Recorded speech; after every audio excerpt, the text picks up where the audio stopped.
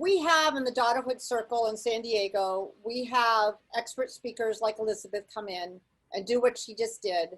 And then on alternate times that we meet, when we can meet in person, and even when we're on Zoom now, we have what we call the Chat Fest. So we asked for one of our members to come in and just tell us her story about what it's been like for her to experience the caregiver role and to share with us what that's been like. And Jan Thompson, there you are, is going to be sharing with us her journey, her experience with daughterhood. And Jan Thompson and I have known each other for quite a while, and we've been watching each other's caregiving journeys. And my caregiving journey is now Godspeed and over. Jan Thompson's caregiving journey continues. But Jan, take it away. Thank you. So full disclosure, Karen was my mentor when I was diagnosed with breast cancer, I think 11 years ago now. And because of you, Karen, made my journey, which was extremely painful through surgery, chemotherapy, reconstruction. But I knew because of her example and her cheering me on, I'm here. I'm a survivor. So the first, anything that Karen wants me to do, of course, I just do. So I first came to Daughterhood, I think it was kind of maybe a couple of meetings into the first year, something like that. And walked into this room, and here's 12 to 15 women around the table. But when you guys said,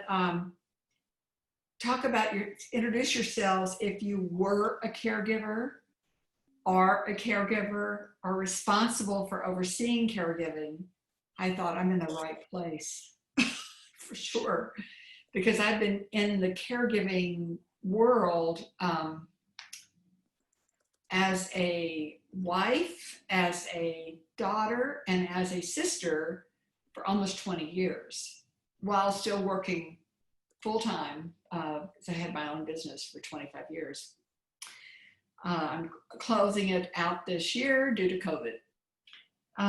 So I felt like I was in the right place. Let me give you a little bit of my background with this. So I did 2 years of very intensive caregiving, including having to, literally cleaning up dangerous fluids from my husband's body in the bed, 2 doors down from my home office. Because in those days, when I look back, I knew nothing. Nobody could, they just said, here, this is your responsibility. Doctors would say, here's the Dilaudid pump, and you have to do this. I'm like, I'm not a medical professional, but that's what they expected. And so I was a crazy woman at the end, plus, of course, grieving terribly because my husband did die. And I just got that, thrown into caregiving. So I know that whole experience of that. Then for probably around, it's like 10 to 15 years, I've been responsible for two relatives. So one is I'm a legal guardian for my brother, who's now 70. He was diagnosed, he got schizophrenia in the early 20s. Now he's in a nursing home in Texas on the outskirts of Houston. And he has also dementia, COPD, and just recently went through COVID and has now recovered from it. The nursing home did a great job and was on top of it right away. But for days, when they called me and said he had COVID, literally for days, I was trying to manage this from here. Let's see, something else. Oh, and then my mom, who's now in she's now 95. But when I started working with her, because she was on her behalf, is because she, in her 80s, began to not make such good decisions financially, and got caught in a scam by a woman in her Sunday school class, of all things. So I started taking over a lot of the responsibility for cognitive things that she did. And then she met and married a wonderful man when she was 88, I think it was, and moved to this small town in Texas that was at least 2 hours from my brother. And so I spent years flying into one airport, driving, and Texas is very big, hours to see my brother and then to see my mom, and then having to find somebody who could get me to the other airport that was nearest that town, because I still don't understand it, but a town of 100,000 people had no shuttle service to any airport. I spent a lot of money and time for that. So that's kind of the experience that I've had of long distance. And then also here, I brought mom back here about a little over a year ago. And my stepdad died about 4 months after she left that small town. Karen asked me to talk about, like, what were a hard decision, one of the hardest decisions. So it was really that when bringing my mother back here was the hardest decision that I've had to make in a long, long time. And it's because I had to make the decision that it was okay to be the bad guy. I mean, really the bad guy. So in that small town where my mother was living, at some point she was living alone, and she was not 94. She was around 94. And my stepdad had developed dementia, sundowners, and was in a nursing home, very physically incapacitated. And his family was very large in that small town, and their idea of a loving wife was for her to go sit next to him every day, for hours. That's what they did there. And I grew up in Texas. That is true. That's what they expected. She went through 2 heart attacks in an 8-month period.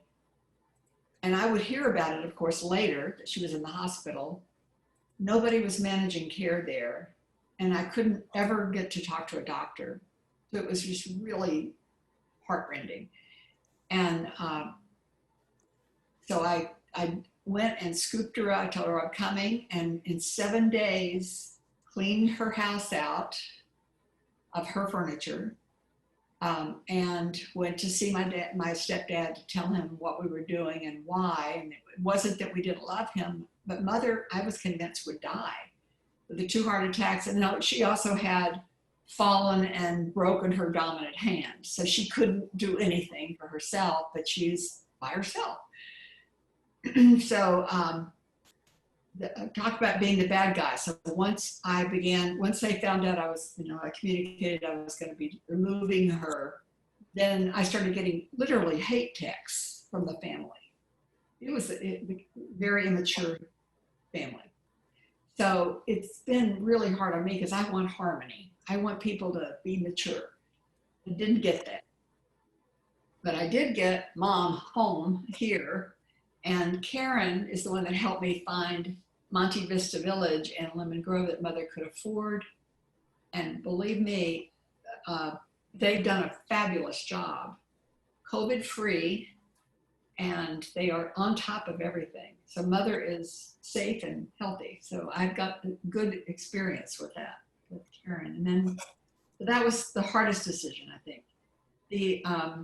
The other thing that was really hard was managing long distance. So I could tell you like 40 stories of trying to manage hospital situations where my brother broke his ankle. I had to go to the hospital, and where his care home that he was in wouldn't take him back because they weren't a nursing home. And how do you get somebody with schizophrenia into a dementia? It was crazy. And what I found was through referrals was that there's a professional association called eldercarematters.com, which trains, I guess, and there may be more than this one, but trains people to be elder care professionals. And in Houston, it's Elder Care Advisory Services, which I want to give a big shout out to if anybody here knows somebody in Houston that needs this.